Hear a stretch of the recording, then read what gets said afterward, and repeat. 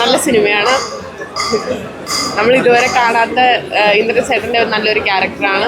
നന്നായിട്ടുണ്ട്. വാരണാസി ആണെങ്കിലും വാരണാസി ഫ്രെയിംസ് അടിപൊളിയായിട്ട് അതിൻ്റെ ആ ഒരു വാരണാസിയുടെ ഒറിജിനാലിറ്റി നിലനിർത്തിക്കൊണ്ട് തന്നെ നന്നായിട്ട് കാണിച്ചിട്ടുണ്ട്.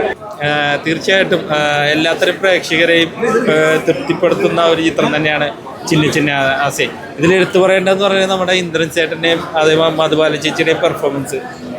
ഈ ഒരു ചിത്രം കണ്ട് നമ്മൾ തിയേറ്ററിൽ നിന്ന് കരയാതെ ഇറങ്ങില്ല. അത് തന്നെയാണ് ഏറ്റവും ഈ ഒരു ചിത്രത്തിൻ്റെ ഒരു പ്രത്യേകത. വാരണാസി പോലുള്ള ഒരു സ്ഥലങ്ങൾ ഞാൻ ഇത് കണ്ടിട്ടില്ല. പക്ഷേ ഈ ഒരു ചിത്രത്തിൻ്റെ ഭാഗമായപ്പോൾ ഞാനും അതിലൊരു കഥാപാത്രമാണെന്ന് തോന്നിപ്പോയി. അത്രയും മികച്ചൊരു പെർഫോമൻസ് തന്നെയാണ് ഇന്ദ്രൻസേട്ടൻ നടത്തിയിരിക്കുന്നത്. ഒരു അവാർഡ് വിന്നിങ് പെർഫോമൻസ് തന്നെയാണ് അദ്ദേഹത്തിന്. അപ്പോൾ എല്ലാവരും അതേപോലെ അപർണ ബാലമുരളി അതേപോലെയുള്ള ആർട്ടിസ്റ്റുകളൊക്കെ ഉണ്ട്, ചെറിയ ചെറിയ കഥാപാത്രങ്ങളായിട്ട്. അവരെല്ലാവരും വളരെ മികച്ചൊരു പെർഫോമൻസ് തന്നെയാണ്. തീർച്ചയായിട്ടും ഇന്ദ്രൻസേട്ടനും മധുബാല ചേച്ചിയും മലയാളികളെ കരയിപ്പിച്ചു. നല്ല രീതിയിൽ ചെന്നിട്ടുണ്ട്. നല്ല മൂവിയായിരുന്നു ചിന്ന ചിന്ന ആസൈ. ആൻഡ് എൻ്റെ ഫ്രണ്ടാണ് എൻ്റെ ഡയറക്ടർ. സോ അവരുടെ ഫസ്റ്റ് മൂവിയാണ്. എൻ്റെ നാരായണി എന്ന് പറഞ്ഞ ഷോർട്ട് ഫിലിമിന് ശേഷമുള്ള ഫസ്റ്റ് മൂവിയാണ്. ആൻഡ് വാരണാസി ഇത്രയും ബ്യൂട്ടിഫുൾ ആയിട്ട് നമ്മൾ മലയാളത്തിലൊരു മൂവിയിൽ ഞാൻ ഇതുവരെ കണ്ടിട്ടില്ല. അത്രയും ബ്യൂട്ടിഫുൾ ഫ്രെയിംസ് ആയിരുന്നു. ആൻഡ് അവർ രണ്ടുപേരുടെയും കോംബോ നല്ലതായിട്ട് വർക്കായി. എനിക്ക് ഭയങ്കര ഇമോഷണലി ഭയങ്കര കണക്റ്റായി മൂവി.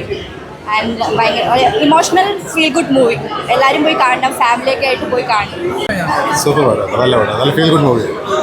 കൂടുതൽ റിവ്യൂ എന്ന് പറയാനായിട്ട് ഇത് എൻ്റെ ഫ്രണ്ടിൻ്റെ മൂവിയാണ്, അഭിജിത്തിൻ്റെ മൂവിയാണ്.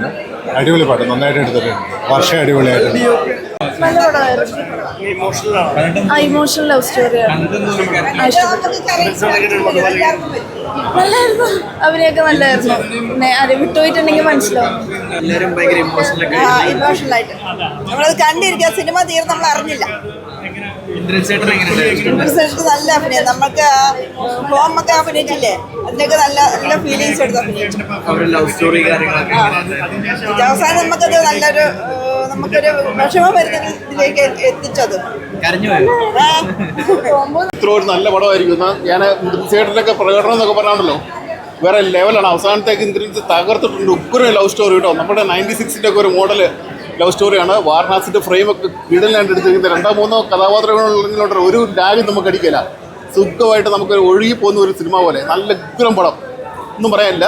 അടിപൊളി. ഇന്ദ്രൻസേട്ടനെ ഇപ്രാവശ്യത്തെ അവാർഡ് പുള്ളിക്ക് തന്നെ ഉറപ്പാണ്. അടിപൊളിയായിരുന്നു കേട്ടോ. ഉഗ്രം നല്ല പടം, ഉറപ്പായിട്ടും. ഒരിക്കലും ഇങ്ങനത്തെ പടങ്ങൾ നമ്മൾ മിസ് ചെയ്യരുത്. തിയേറ്ററിൽ തന്നെ കാണാൻ ശ്രമിക്കുക. നല്ല ഫീലാണ്. ഇന്ദ്രൻസേട്ടനാണെങ്കിലും അതുപോലെ ചേച്ചിയാണെങ്കിലും അടിപൊളിയായിട്ടുണ്ട്. മലയാളത്തിൻ്റെ 96 ഉറപ്പായിട്ടും 96 എന്ന് പറഞ്ഞാൽ അത് ആ ഒരു ഫീല് 80s 90s എന്തായാലും വർക്കാവും. അടിപൊളി.